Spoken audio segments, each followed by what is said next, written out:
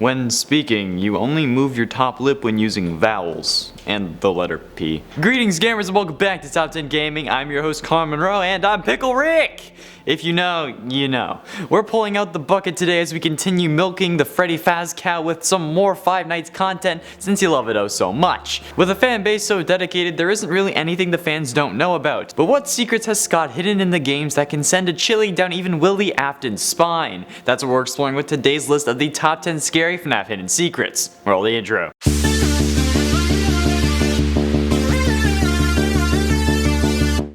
In at 10, FNAF 4 House. Starting off with the most recent game in the series, Five Nights at Freddy's Help Wanted Curse of Dreadbear DLC. If you decide to take a break from all the spook, you are able to get some special views of the scenery that had quite a lot of effort put into it. They have special events like Dreadbear rising out of the blood red sea, and walking into a barn behind you, Foxy's ship swaying over that very same sea, and the ever so looming Dreadbear spawning giant-sized over the hills. But finally, we can actually place where this Halloween festival is taking place. In the distance on the hill, you are able to see the silhouette of a very familiar house, the same silhouette that appears in Five Nights 4. This house is commonly believed to be the Afton's family residence, which implies some things that will be taken into account later in this list. There's a lot of help wanted stuff in here because everyone has already picked the other hidden secrets to shreds, so like I gotta use the new stuff. There's not really an option. Except for number 9, IV, flowers, and pills. One of the most common theories about what is happening in Five Nights at Freddy's 4 is that what we are experiencing is happening in the mind of the crying child,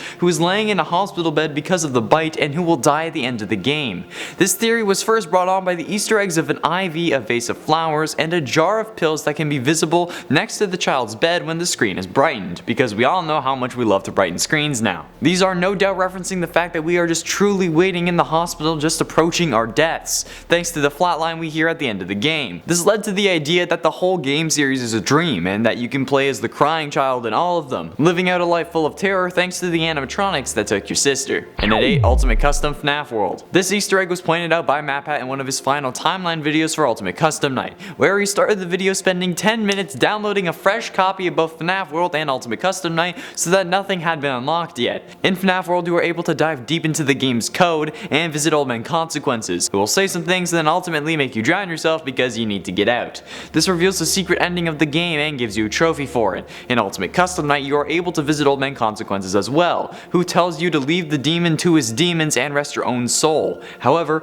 if you do this, you'll need to drown yourself again to leave the game. Doing this while never even playing a second of FNAF World will unlock the Old Man Consequences trophy, which is odd, but might be Scott's way of saying that the game is still canon. I mean, it did talk about sentient code and things in the game affecting the things in the real world since you lay out clues for FNAF 3, probably hinting at the fact that the game may be the key in solving the lore going forward. Since we're seeing the same sorts of things emerge, sentient code, games affecting the outside world, it's interesting and worth exploring further. I just don't have the time for it. And at 7, Consequences. In Ultimate Custom Night, if you put Old Man Consequences in at level 1 and play his minigame, you can end up visiting his pond like in FNAF World. However, while doing this, you can hear a very faint ambiance. While it may seem like normal Five Nights at Freddy's sounds at first, when sped up it actually sounds like the distorted screams of a man. The sound goes from 2 minutes and 54 seconds to 18 seconds, and is commonly believed to be William Afton screaming in the deepest depths of hell since we're playing as him in Ultimate Custom Night. But this also means that Afton isn't experiencing the mini game with Old Man Consequences, so how are we able to see it? And who are we playing as in this pond? Probably Golden Freddy, Cassidy, the one you should not have killed, the one who is torturing Afton for all eternity in the deepest damnation of hell because they can't leave the demon to his demons and rest their own soul. Because while there may be nothing else, at least revenge is something, right?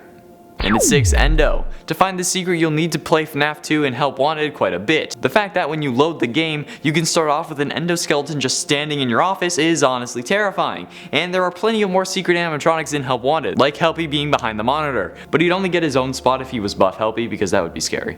The fact that he doesn't do anything doesn't help either. We're supposed to believe that the other animatronics attack naked endoskeletons, but actually, they will leave this damn thing alone. Sure, it's because it's the first location we see in the game, so they haven't gotten that feature yet, but that just begs the question, why did they get that feature in the first place? Why did someone think it was needed for them to make this hideous beast their target? Why? Why was it required? Was it just because he was just like, oh, I'm just gonna stand around in the office, and they're like, no, get him out? I don't know. Halfway through at number 5, Mini Rena and Biddy Bap. The mini arenas actually appear in Help Wanted. In the plush trap darkroom, you have the chance to see one of them in one of the doors, which is probably just a distraction tactic used by Scott just to get you to get jump scared. But it's still going to damn well work. And you can also encounter a Biddy Bap doll in Baby's mini game where you need to close the closet door in the FNAF 4 house. But not for too long, otherwise the plush babies will kill you. Yeah, you can see the Biddy Bap near the door, and honestly it's just freaky. Especially because you can't look at it for too long, otherwise baby jump scares you because you still gotta close the damn door. Also, has anyone completed the game using only flat mode? Because from what I've seen, the game is way harder that way. If you haven't completed the game using only flat mode, let me know in the comments because congratulations. Holy damn. And at 4 secret audio. In the Corn Maze stage in the Curse of Dreadbear DLC, after collecting all 4 keys you are able to find a 5th purple key, where if you find it you are able to unlock the cellar in the middle of the map. If you do, you enter, finding a glitch trap bunny mask on the table of the barn you go to whenever you successfully complete a mission.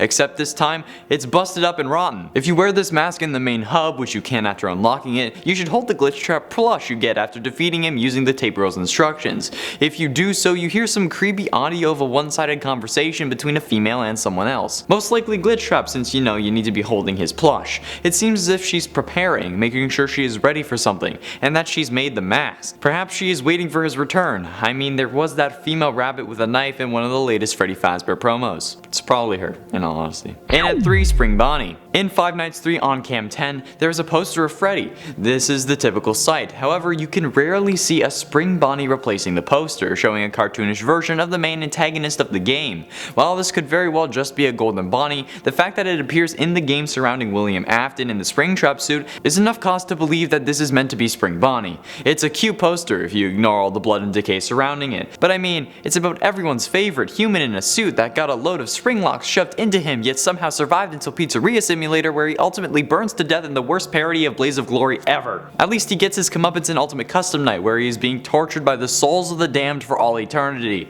Or is he? This is actually really interesting, especially if Glitch Trap is Willie Afton. Where's this all gonna be if he gets out of the game?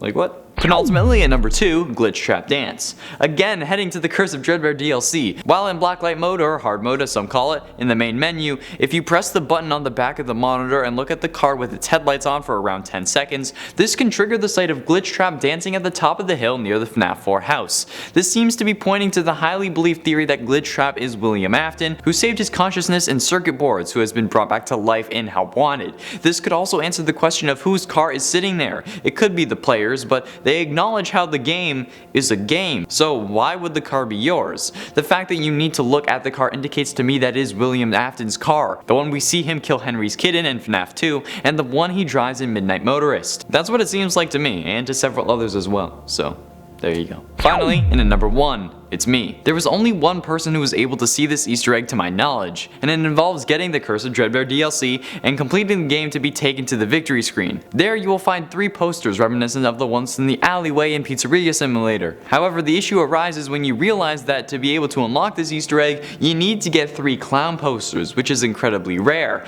and I mean like incredibly rare. Plus, then you need to hit them with darts, which you only get 4 of, and if you miss 2 of them, you're screwed. So be sure you get your skills up to par before actually finding these posters. If you do manage to do this, the barn changes to seemingly a blacklight version, where the banner changes to read "It's me" and everything starts glowing because of the blacklight.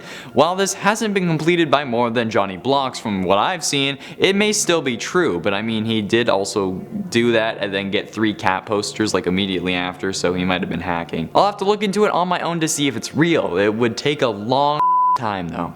There we have it, friends, the top 10 scary FNAF hidden secrets. Which ones on this list are your favorite, and have you encountered any of them for yourself? Let me know in the comments, and on your way down be sure you hit like and subscribe for daily gaming content and ring that bell to join the clan and level up. Our channel has been growing really fast recently, so thank you all so much for that. Thank you all so much for watching. I have been and shall remain Connor Monroe, and I'll see you in another video. One of the common theories about what is happening Wow. I did a live stream yesterday. So yeah, we can forgive him? Yeah, no, for myself. Oh. And I was like, I was playing Skyrim, and I made a drink that was supposed to be in Skyrim, and like, it was good, but like someone kept saying that I'm gonna be on the floor yelling I'm Pickle Rick. So there we go, that's what I did.